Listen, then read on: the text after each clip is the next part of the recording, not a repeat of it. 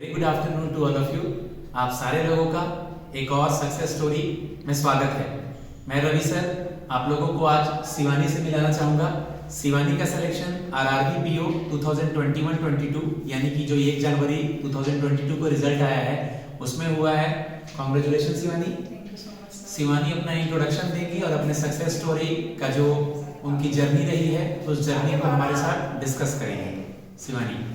Hello everyone, मेरा नाम Shivani single है। मैं दिल्ली से हूँ और मैंने अपनी ग्रेजुएशन बीकॉम ऑनर्स में की है।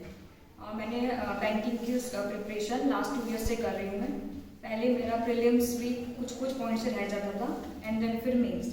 उसके बाद प्रीलिम्स में आपको मतलब कि मैंने जैसे अपनी स्ट्रेटजी स्टार्ट की प्रीलिम्स के अंदर, जैसे कि आपको एक्यूरेसी की बहुत ज़्यादा ज़रूरत होती है। जैसे कि मैं दिल्ली में रहती हूँ तो सेंटर आराम से 1 से 2 घंटे दूर होता है, तो आपको सेंटर पे हाफ एन आवर पहले पहुंचना चाहिए सो डैट हम अपना माइंड स्टेबल रख सकें। उसके बाद एग्जाम में 1 आवर कब निकलता है हमें पता नहीं चलता। आपका 1 मिनट भी खराब हुआ तो सो डैट पेपर ही खराब हो जाता है प्रीलिम्स का। यानी शिवानी ये कहना चाह रही है कि प्रीलिम्स में 1 घंटा पेपर का टाइम कब खत्म होता है ये मैटर पता ही नहीं चलता है, इसलिए समय से पहुंचे सेंटर्स और स्पीड और एक्यूरेसी के बारे में अभी वो बताएंगे खुद।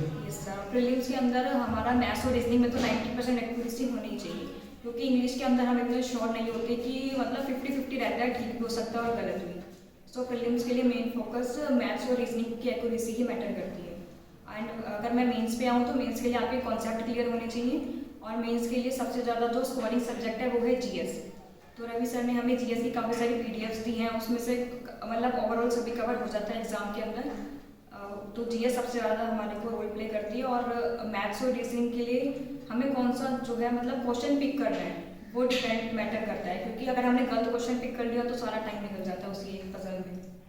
और कभी कभार मेंस में अगर बच्चों को आपको सजेस्ट करना है शिवानी तो क्या सजेस्ट करेंगे कि जीएस में सपोज रहता है कि हमें सब बनाना है, हम इतना पढ़े हैं लेकिन इसमें से नहीं आया है, तो जीएस में किन बातों को बच्चों को ध्यान रखना चाहिए? सर जीएस के अंदर मैं कहूँगी अगर आपको जिसके ऊपर 100% एक्यूरेसी आपको वही आंसर मार्क करना चाहिए, क्योंकि मैं ये करती थी अगर मेरे को 90% या 10% मेरे को डाउट है तो मैंने उसको कभी मार्क नहीं किया, क्योंकि मेरे पहले मैं यही करती थी तो मेरे जो मेंस है वो 0.5 मतलब 1 मार्क से रह जाता था।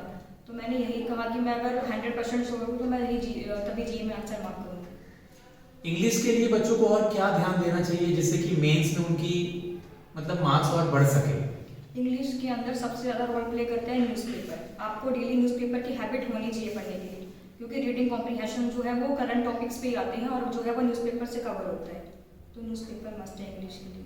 वोकैब पे आपने कितना ध्यान दिया है खुद के लिए? सर वोकैब के लिए सर जैसे मैं न्यूज़पेपर पढ़ती हूँ, कोई भी वर्ड न्यू होता है तो मैं उसका मीनिंग देख लेती हूँ और न्यूज़पेपर के अंदर वर्ड्स जो है वो रिपीट होते हैं, तो आपको वहीं से ही न्यूज़पेपर से हेल्प मिलती है। बच्चों के साथ ग्रुप से टेस्ट प्रैक्टिस करके पीडीएफ से या ऑनलाइन लैपटॉप से क्या मिला, क्या सीखने को मिला, अलग क्यों ऐसा लगा अलग सा?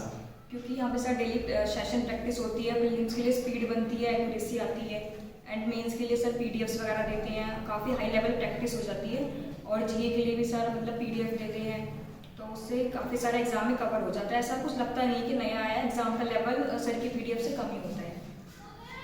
कभी आपका प्रीलिम्स या कभी आपका मेंस नहीं होता था तो आप अपने आप को कैसे समझाती थी, या कोई भी एज ए स्टूडेंट जिनका सिलेक्शन नहीं हो पा रहा है तो अपने आप को क्या कह के मोटिवेट करेंगे?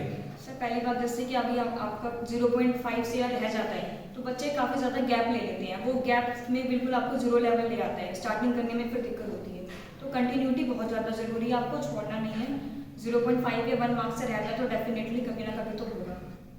और मैं आप लोग को एक चीज बताना चाहूंगा जो कि शिवानी से भी हमारी जिक्र होती थी, फेस्टिवल सीजन स्टार्ट होता है और बैंकिंग के एग्जाम्स स्टार्ट हो जाते हैं, प्रीलिम्स मेन स्टार्ट होता है और फेस्टिवल सीजन में, तो ये डेकोरम मेंटेन करना होता है गाइस कि अगर अगस्त से जुलाई से पेपर स्टार्ट हो रहा है तो गाइस फेस्टिवल्स तो हम लोग हमेशा मना सकते हैं। अगर एक बार हमारा सिलेक्शन हो जाएगा तो पूरा जिंदगी हमारे लिए फेस्टिवल है, तो फेस्टिवल भी स्टार्ट होता है, पेपर्स भी स्टार्ट होते हैं, तो आपको पैरेलली चीजों को लेकर के चलना होता है।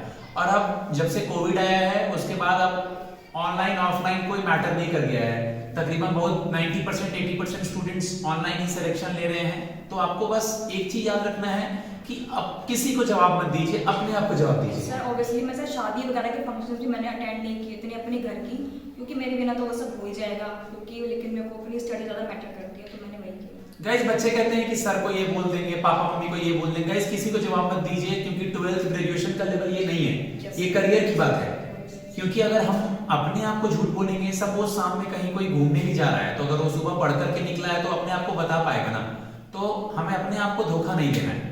यहाँ तक मेंस की बात हुई। इंटरव्यू में शिवानी को क्या क्या सुपर 50 से सीखने को मिला, क्या कुछ अलग मिला, और इंटरव्यू का इनका क्या एक्सपीरियंस रहा, पहले ये बताएं कि इन्होंने कैसे सीखा, और इंटरव्यू के पैनल तक यहाँ मॉक में क्या क्या हुआ, उसके बाद फाइनल मॉक में इनका एक्सपीरियंस कैसा रहा, कैसे, सब कुछ बताएंगे आपको।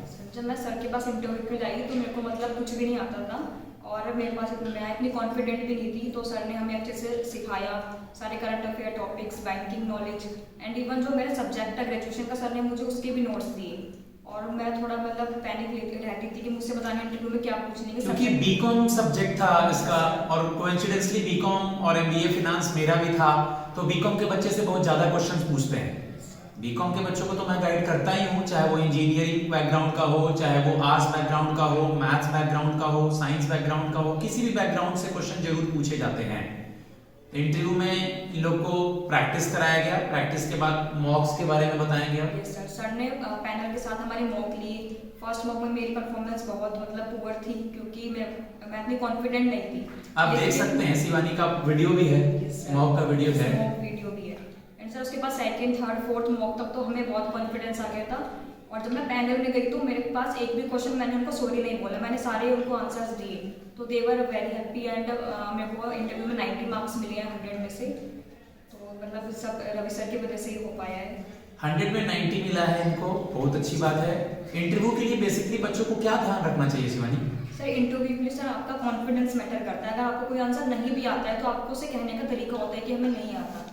उसके बाद सर मतलब करंट नॉलेज, बैंकिंग नॉलेज, और आपका जो ग्रेजुएशन का सब्जेक्ट है वही आपका मैटर करता है। अभी आईबीपीएस पीओ का शिवानी का मेंस भी है, एसबीआई पीओ मेंस भी इन्होंने दिया है, तो मैं इनके आगे भविष्य के लिए इनको बढ़िया आशीर्वाद देना चाहूँगा।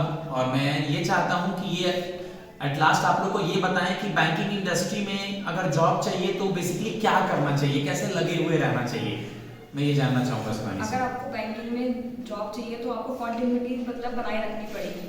अभी आपका कुछ मार्क्स से रहता है, लेकिन आपको तभी लगे रहना चाहिए, स्किप नहीं करना चाहिए, क्योंकि एक ना एक दिन तो सिलेक्शन डेफिनेटली होगा। मेरे को भी 2 साल लगे हैं, लेकिन एट द एंड हो गया। शिवानी के साथ जो भी बच्चे थे जिनकी आप सक्सेस स्टोरी देख रहे हैं यूट्यूब पर, चाहे पहले चाहे सक्सेस स्टोरी बाद में अपलोड हो रही है, लेकिन सबको एक मौका मिलता है और जो लगा रहता है उसका जॉब जरूर होता है। तो ये बिल्कुल न करें जो कि शिवानी ने जिक्र भी किया था कि अगर आपका कहीं रिजल्ट नहीं आ रहा है तो आप 5-6 दिन वेस्ट करते हैं, उदास रहते हैं, फिर छठे दिन के बाद पढ़ना स्टार्ट करते हैं, तो इससे लॉस किसको हुआ? आप ही को हुआ। आपने पढ़ाई छोड़ दी, जॉब के लिए पढ़ते रहना पड़ेगा, अगला एग्जाम देना पड़ेगा तभी निकलेगा। अगर हम छोड़ रहे हैं तो और पीछे जा रहे हैं। ओके गाइस, तो बैंकिंग इंडस्ट्री में 2 चीज बहुत इंपॉर्टेंट बताया उसमें, एक्यूरेसी मैटर करती है और आपकी कंटिन्यूटी मैटर करती है। वंस अगेन मैं शिवानी को धन्यवाद बोलना चाहूंगा, और सुपर 50 में सक्सेस रेट और बढ़ाने की मैं पूरी कोशिश करूंगा कि जैसे आरआरबी का सिलेक्शन हुआ है, एसबीआई क्लरिकल में हुआ है, उसी तरह आगे एसबीआई पीओ भी हो, ओके, एनआईसीएल भी हो और आईबीपीएस पीओ भी हो। धन्यवाद सर।